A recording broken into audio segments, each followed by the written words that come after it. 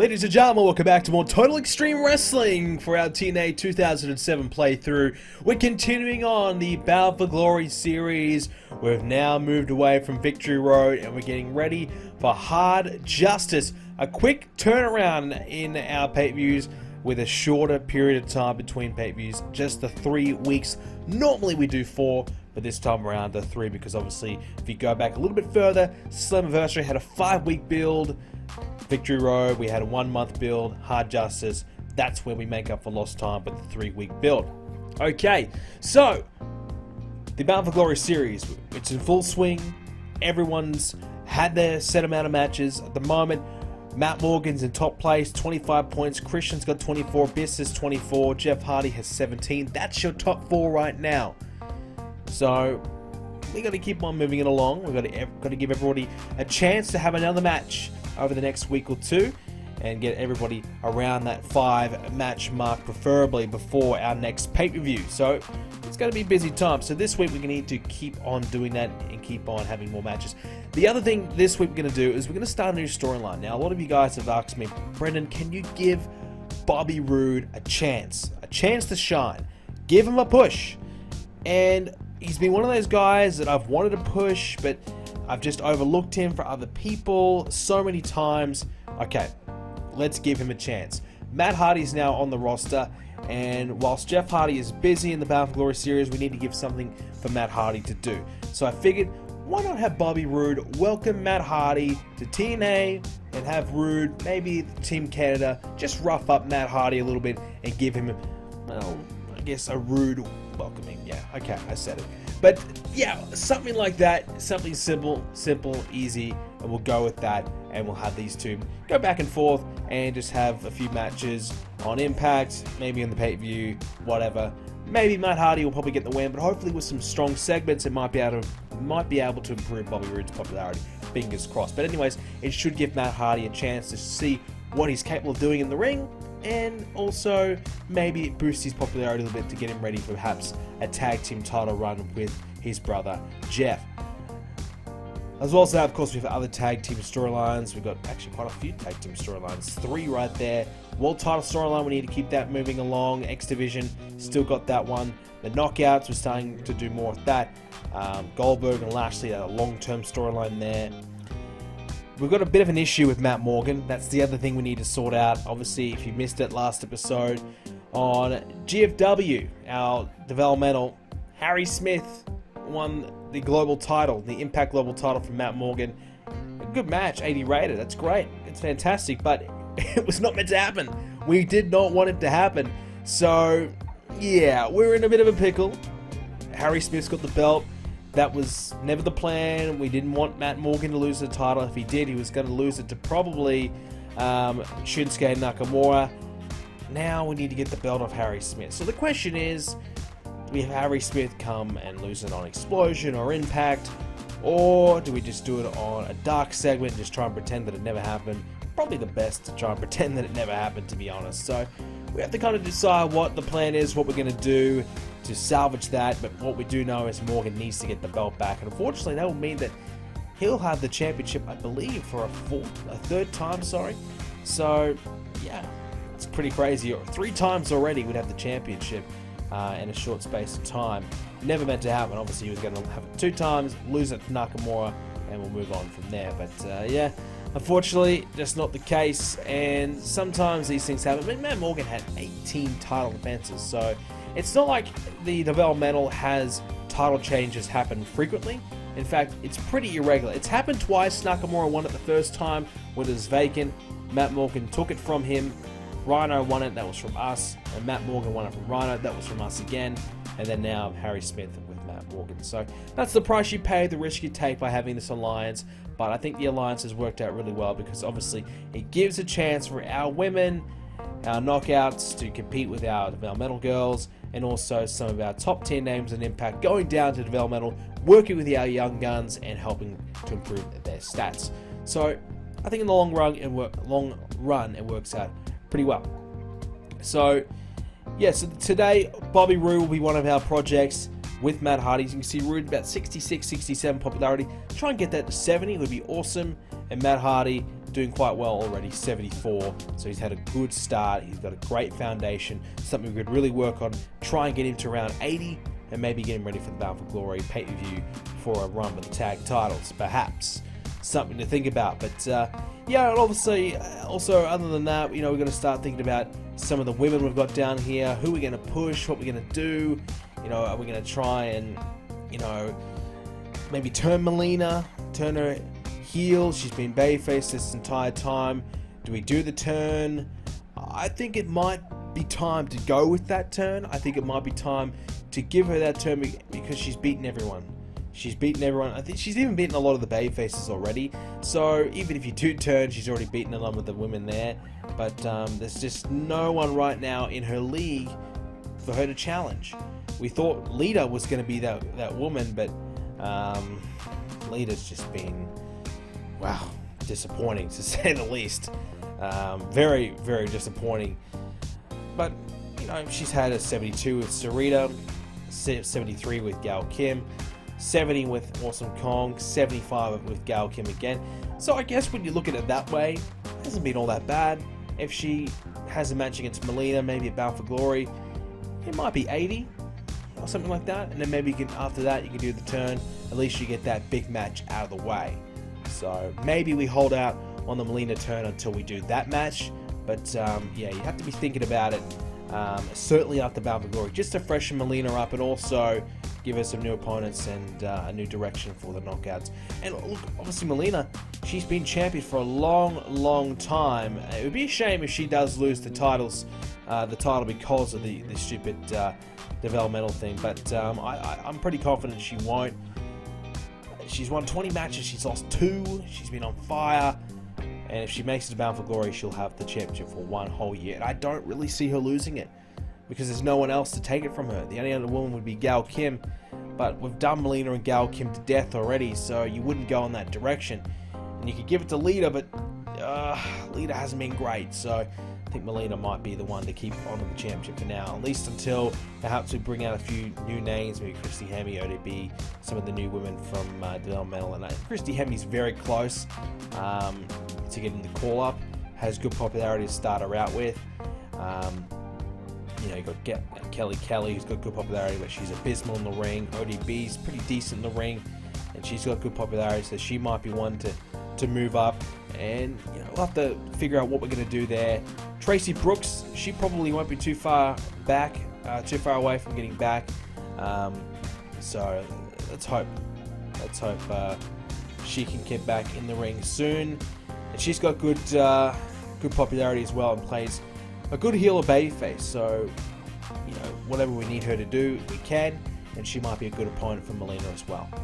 Anyways, let's move along. Let's get into our Impact show for the week, and let's hope we can continue our momentum. We've been having a lot of good matches as of late. Oh yeah, that reminds me, Fallen Angel still uninjured, 19 more days, so he's still unavailable. So we need to keep on moving that storyline along without him being involved. But obviously more Bound for Glory series matches this week. Let's take a look and see how that all takes place. Let's take a look at the results for Impact. Taylor Wilde took on Rebecca Knox in the pre-show. Rebecca Knox, pretty good, 75. Taylor Wilde improving, 49. We also saw Monty Brown, who was 85. Wow, Monty has really, really improved. Wow. Shorter matches certainly seem to get the best out of him. 67 for Sanjay Dutt. Not so much for Sanjay, 74 overall.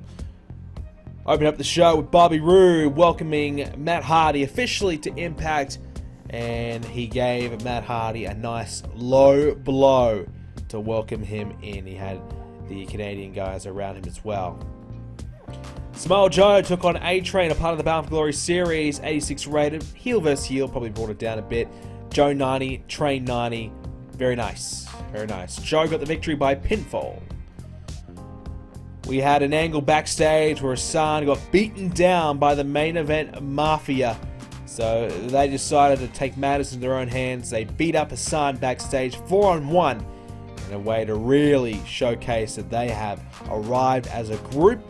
They've taken down the big dog, the biggest star, the top guy here in TNA, Muhammad Hassan. Scott Steiner was good. Hassan was a real star in the segment too. So yeah, nice way to progress this storyline 99 rated. Obviously, I know it's heel versus heel. It's not ideal. Ideally, you'd want Hassan to be a face in the situation, have, you know, a well-liked babyface taking on the main event Mafia.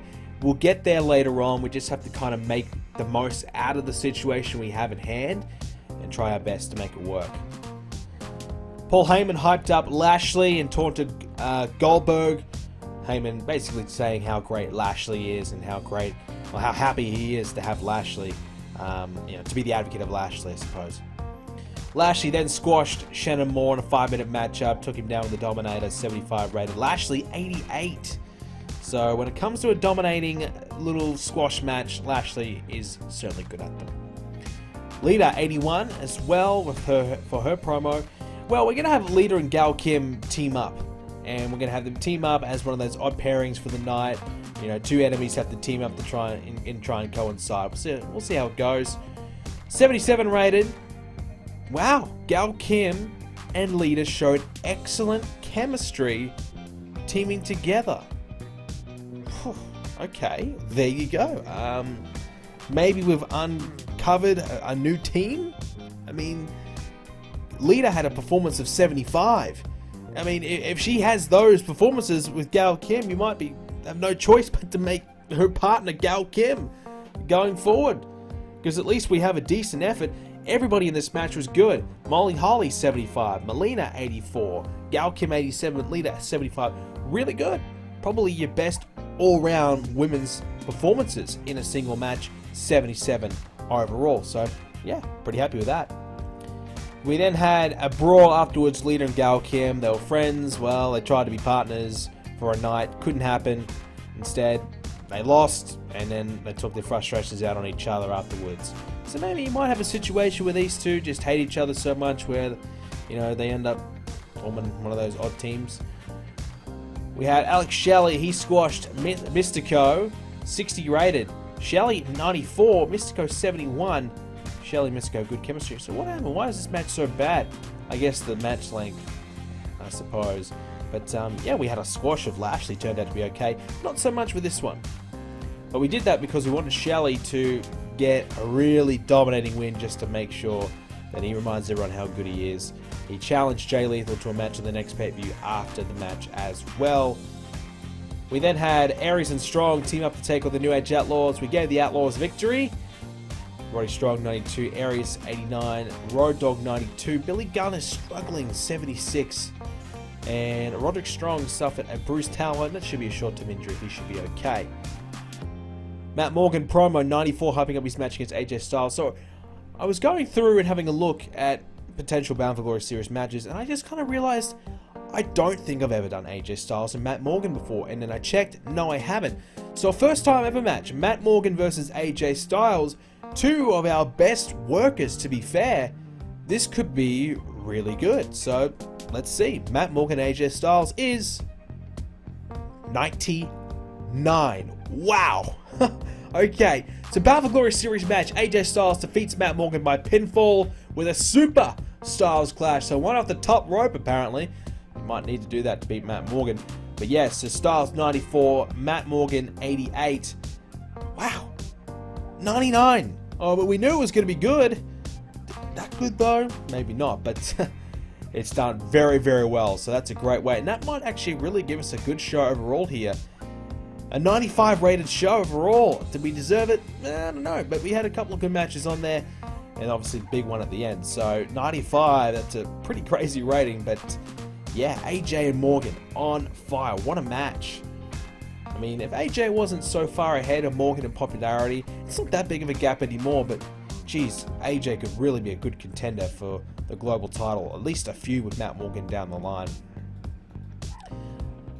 Impact rating 9.07, so we're starting to hit the 9s. I think I did give us a new TV deal. I realized that we don't have a Canadian TV deal, but I could get, at best, a tiny, very tiny Canadian TV deal. So we went ahead and done that. So let's bump the ratings up just that enough, just that little bit, so we can get into the 9s. So there you go.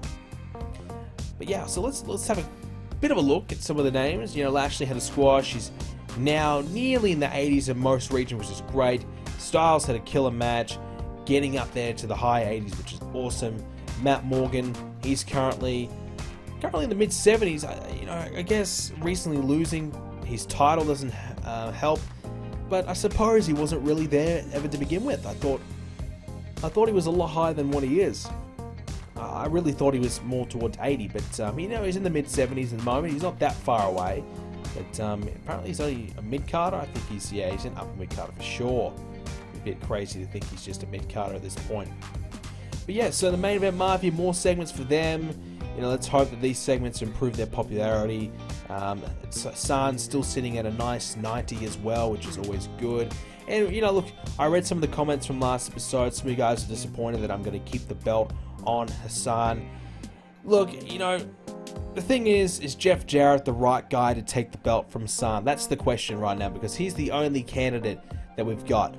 But let's not forget, we're only, we're in August, 2 months away. We've got Hard Justice, No Surrender, Bound for Glory. So if you really want to see Hassan lose the belt, it's not all that far away before it does happen. So it's not the end of the world. It's okay. It's all good. So there you go. So that was our Impact show.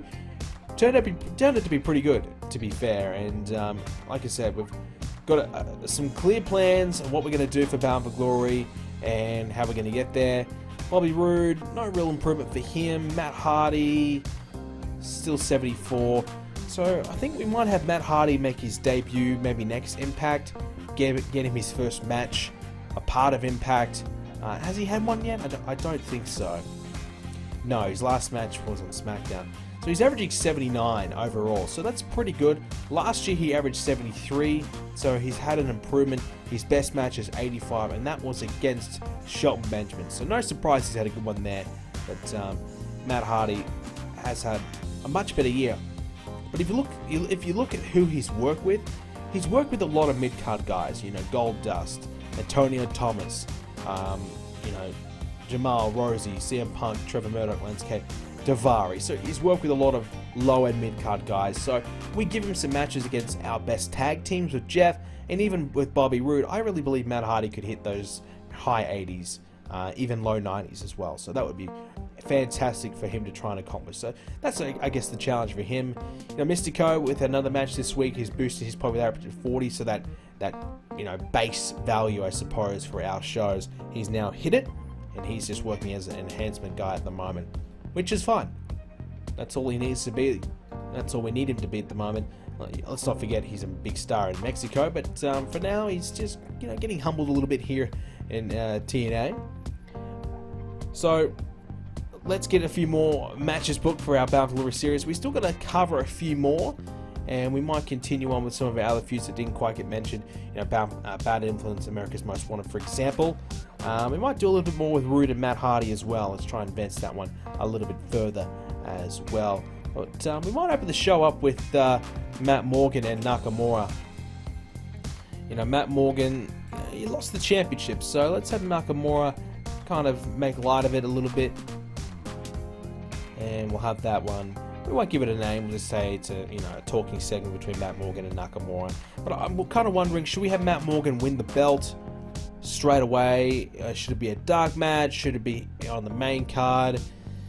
I really wish this didn't happen, but I guess we've got to kind of make it happen, don't we? If we want to have, Matt Morgan win the championship back, we've got to have this match take place at some point. So maybe in the main event tonight, we'll have Morgan win the belt back, I suppose. I guess it's the only real logical time to do it. But with that being said, we'll go ahead, we'll book this Xplosion show. Okay, so we up at the show with Nakamura just taunting Matt Morgan for losing the championship, advancing that storyline a little bit further on and trying to get another good segment behind it to gain some more heat. It worked. 93 right there. Very good. We had a Bound for Glory series match between Nakamura and R-Truth. Nakamura 83, R-Truth 75, 80 matchup. R-Truth was defeated by pinfall. Nakamura gets another 7 points to his name. We then had James Storm and Chris Harris taunting the fact that Fallen Angel's out hurt. Frankie Kazarian's not here as well, and just taunting about basically, hey, we're the best team in TNA, nobody can touch us type of thing. Speaking of teams, we had LAX, their first team First time teaming together. Chavo and Homicide showed excellent chemistry teaming together. Now that is exactly what we want to hear. Homicide 99, Chavo 73.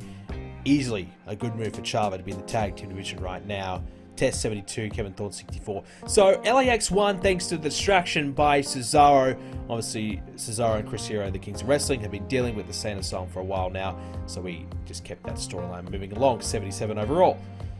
Sarah Del Rey had a promo on Melina. And look, it's not ideal. It's not ideal to have Del Rey and Melina feuding over the Knockouts title. It's all we've got. We're at that point where we've just got no one else. But it's a chance for Del Rey to gain some popularity and maybe try and bump her up a little bit. Main event saw Harry Smith defend the global title for the first time, and that'll be the last time. Matt Morgan squashed him in 7 minutes, beat him pretty comfortably. We gave it a few extra minutes than perhaps you'd think we would have. Matt Morgan 90, Harry Smith 67. Morgan wins the title back. Third time he's won the Impact Global title. Then he tried to add insult to injury by beating up Harry Smith afterwards, but Nakamura made sure that wasn't going to happen by getting himself involved and saving the day. So there you go. 88 for that segment. Overall, pretty good show. 79. We didn't have enough attractive women. Well, I thought I guess we had Shelley Martinez with the Santa style. Sarah Del Rey, I guess, doesn't count, apparently. But I thought we might be okay, but I suppose not. But overall, not bad, not bad. Indeed. So another matchup there in the Bound for Glory series, Nakamura and Ryan and Truth rather, in the books, and the belt back with who it should be, and Matt Morgan. Here's some interesting news. The Big Show, his contract is up. 35-year-old Big Show, big match show. Well, let's see how many big matches the Big Show's having. He has won 25 matches, lost 3. 89 rating. Jeez, they love the Big Show this year on this game. Wow, incredible. I think, is he still the champion right now? I mean, he's been tag team champion. I think, yeah, he is still the world heavyweight champion right now. 90 popularity. Jeez. How much is the WWE offering him? 45k for 3 years. Well, I don't really want the Big Show. Let's be honest, the Big Show signing with us is not that realistic. But I'm going to give him an offer.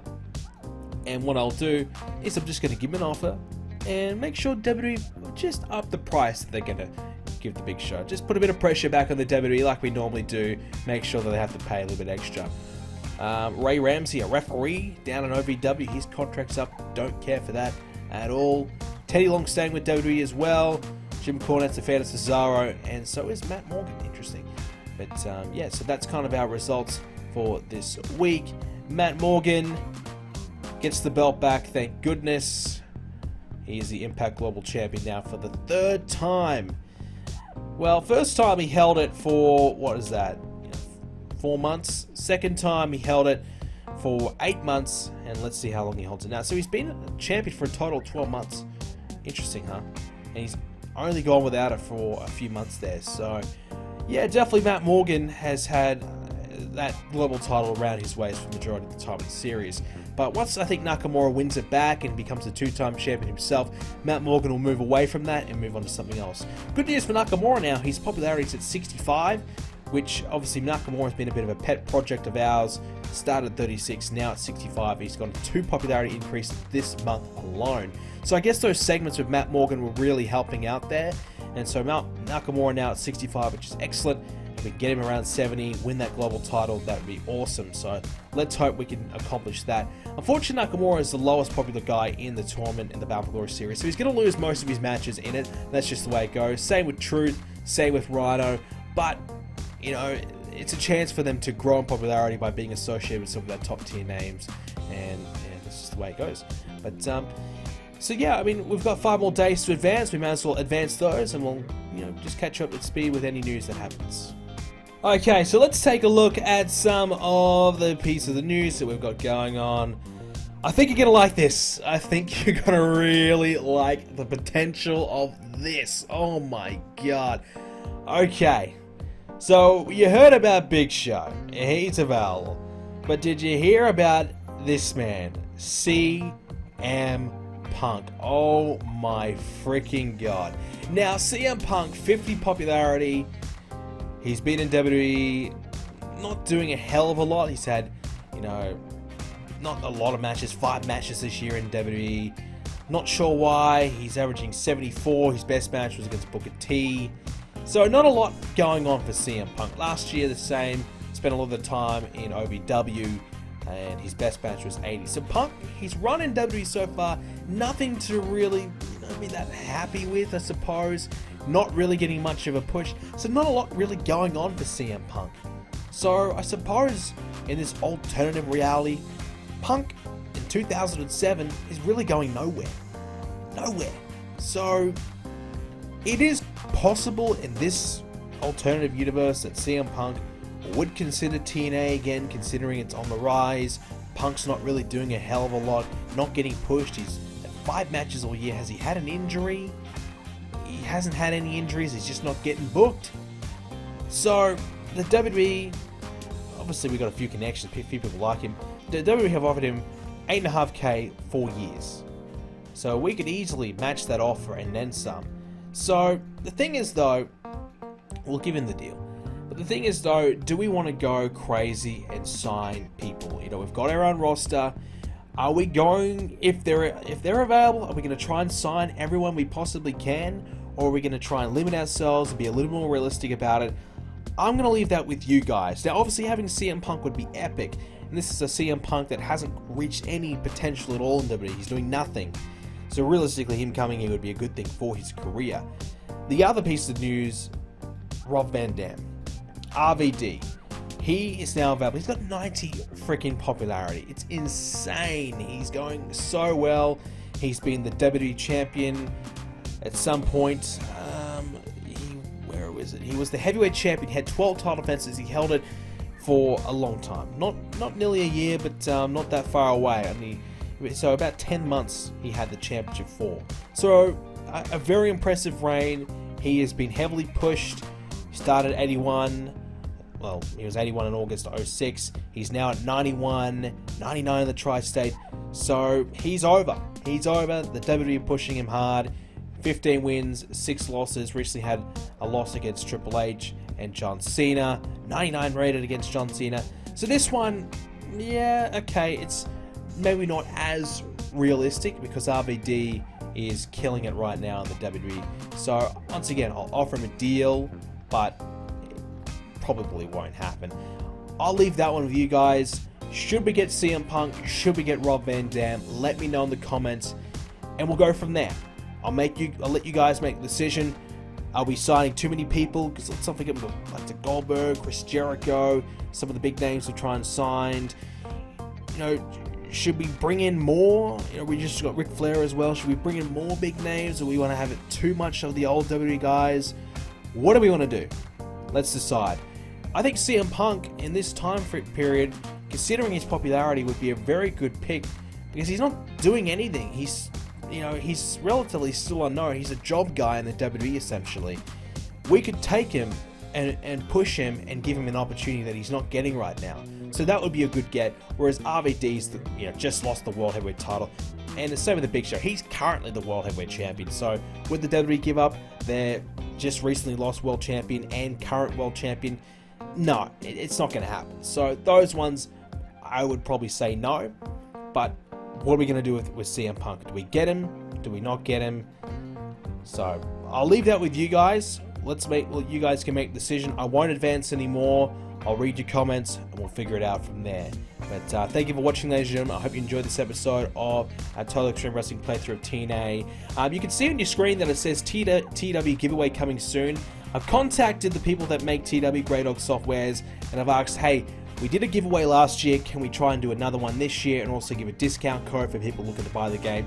That's going to happen. It's not too far away. We're in the midst of organizing that right now. So hopefully over the next couple of days I'll have some more news about that. But I will be able to offer you guys a $5 discount on Total Extreme Wrestling, and also I'm not sure how many copies I'm going to get. I'm trying to get 5. We'll see. I'm going to give away at least 3 copies of Total Extreme Wrestling very soon.